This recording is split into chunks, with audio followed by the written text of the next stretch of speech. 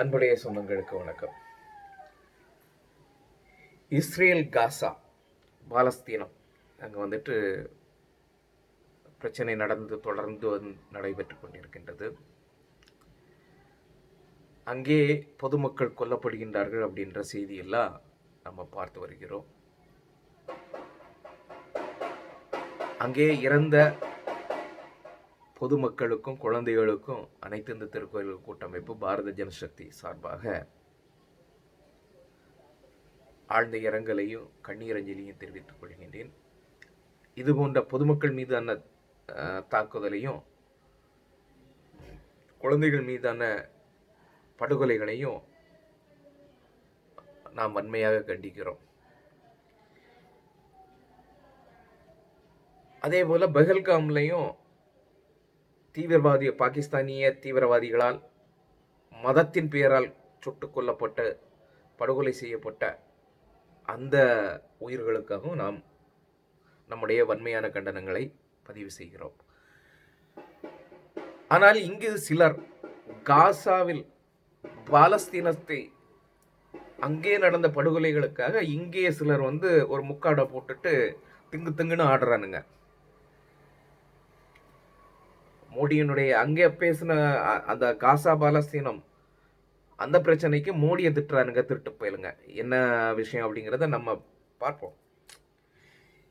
நீ இஸ்ரேல் பாலஸ்தீனத்தில் உள்ள பிரச்சனையை பேசணும் வேண்டும் என்றால் மோடியை ஏன் திட்ட வேண்டிய அவசியம் இருக்கிறது அப்படிங்கிறது நம்முடைய கேள்வியாக இருக்கிறது.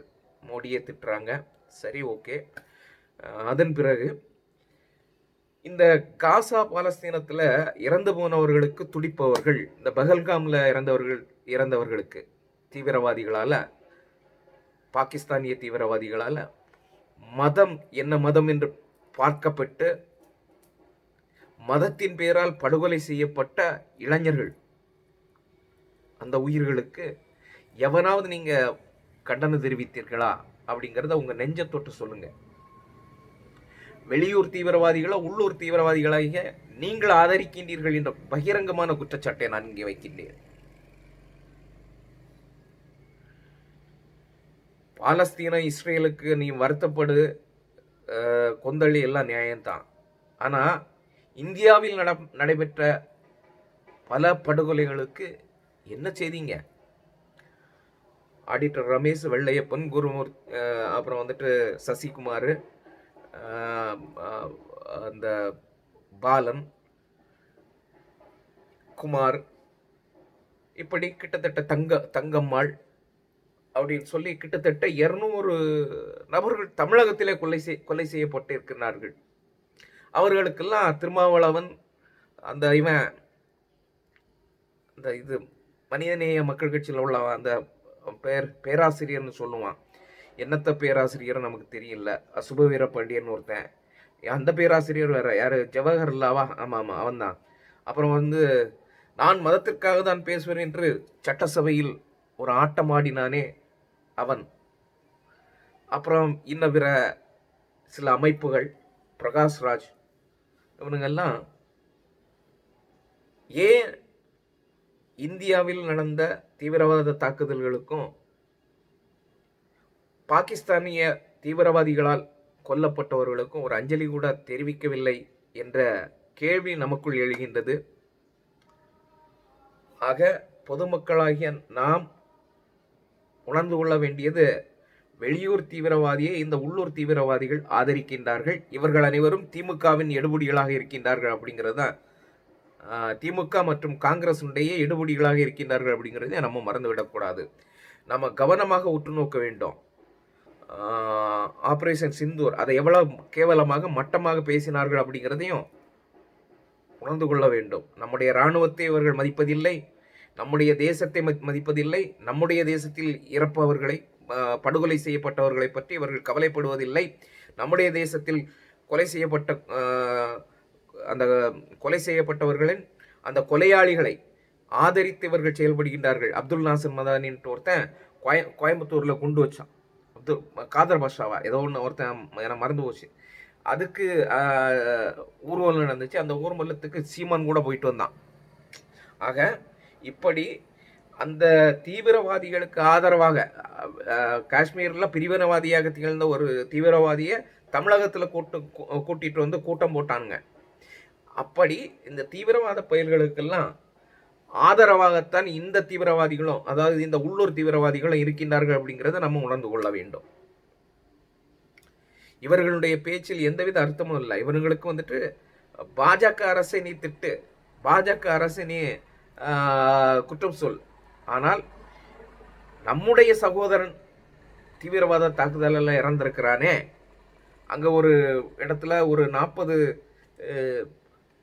நம்ம இராணுவ வீரர்கள் கொல்லப்பட்டார்களே, அப்போதெல்லாம் நீ எங்கே போன? நீ இந்த நாட்டின் மீதும் இந்த இராணுவத்தின் மீது தானே நீ தவறு சொன்ன.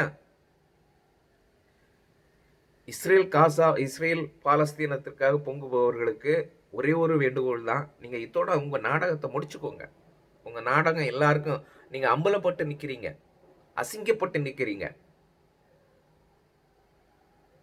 இந்த நம்முடைய தாய் திருநாட்டின் மீதும் நம்முடைய தேசத்தின் மீது முதல் பற்று வைங்க. அதுக்கப்புறம் நம்ம வந்துட்டு அடுத்த நாட்டுக்காக பரிதாபப்படலாம். சரியா?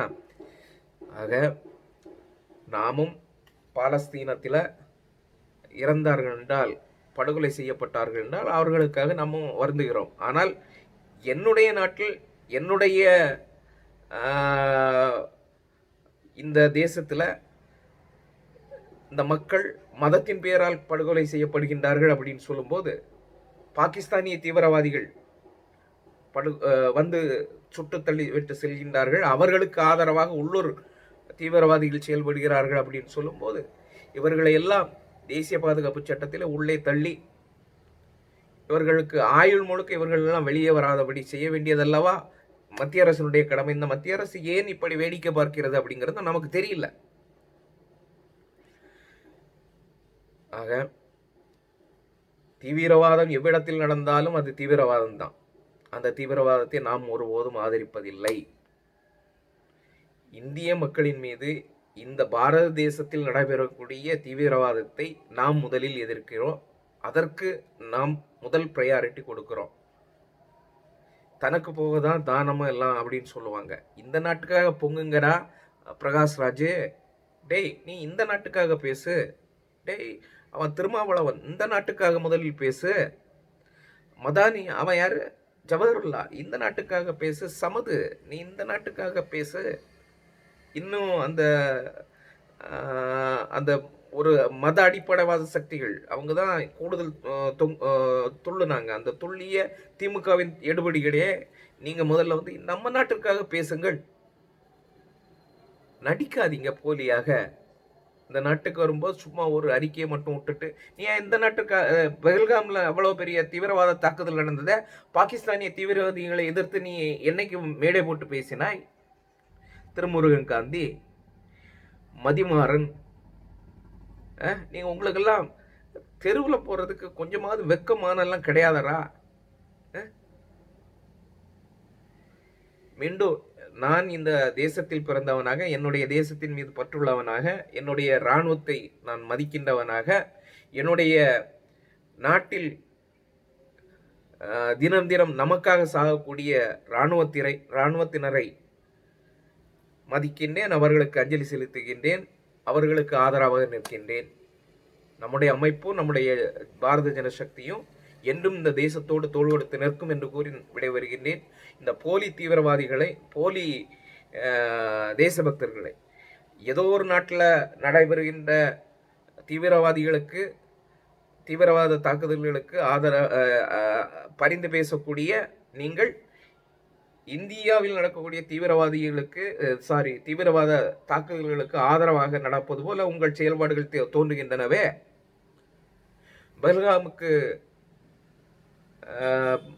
ஆதரவாக பேசினீர்களே, அதை வந்துட்டு ஒரு மாதிரி உருட்டி புரட்டி அதில் அரசியலில் கலந்து கொல்லப்பட்டது இந்த நாட்டினுடைய மைந்தன், இந்த மண்ணினுடைய மைந்தன் என்ற ஒரு கவலை இல்லாமல் அந்நிய தீவிரவாதிகளுக்கு ஆதரவாக பேசிய உள்ளூர் தீவிரவாதிகளே, உங்கள் முகத்திரையை கிழிப்பது தான் நம்முடைய வேலை. அதை செவனை செய்வோம் என்று கூறி விடைபெறுகின்றேன். நன்றி, வணக்கம். வாழ்க பாரதம்.